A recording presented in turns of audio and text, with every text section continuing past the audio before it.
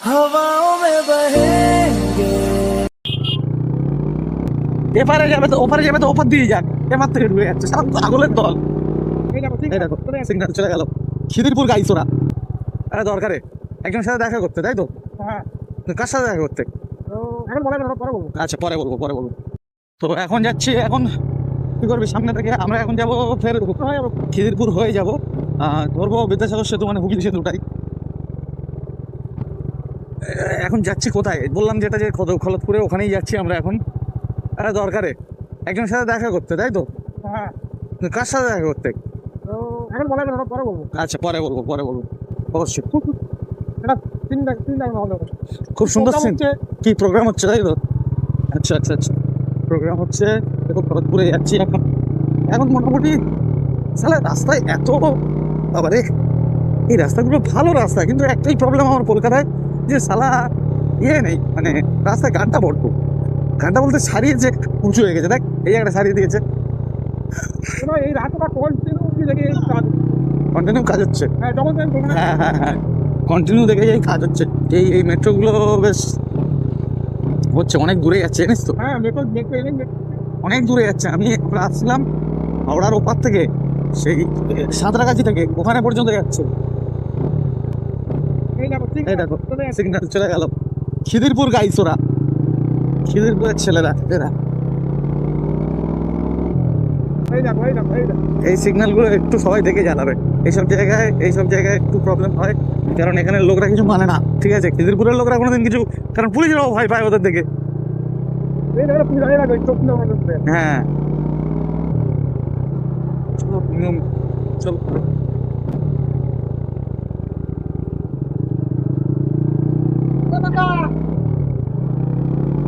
বাসগুলো এমন দাঁড়িয়ে থাকে তো, তো কি করবো, যেতে একটু টাইম লাগবে মোটামুটি।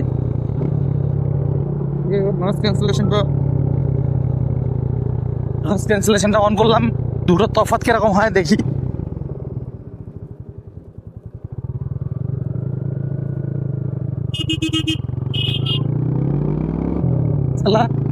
এপারে যাবে তো ওপার দিয়ে যাক, এবার থেকে ঢুকে যাচ্ছে সব পাগলের দল।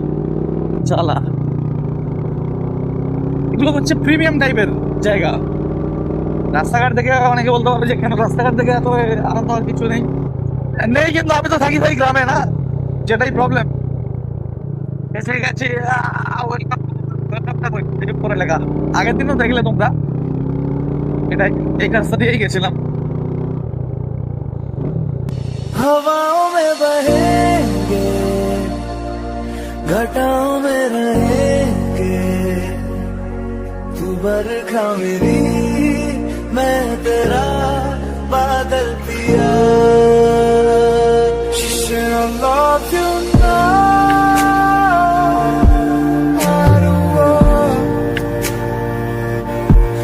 I just want you to be happy and always be who you are.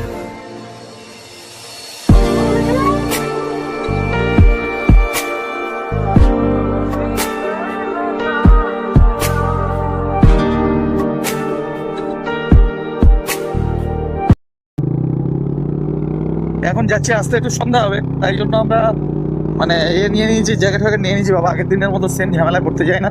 যেদিন রাত্রে গেলাম, দেখেছো যারা ব্লগ দেখেছো মোটামুটি, সেই ব্লগেরই কথা বলছি। ওই দিন যেরকম ঝামেলায় ছিলাম, যে সালা গিয়ে আসার সময় তো পুরো ঠান্ডায় জমে গেছি, এরকম অবস্থা। আজকে ওই জন্য নিয়ে এসছি সব কিছু।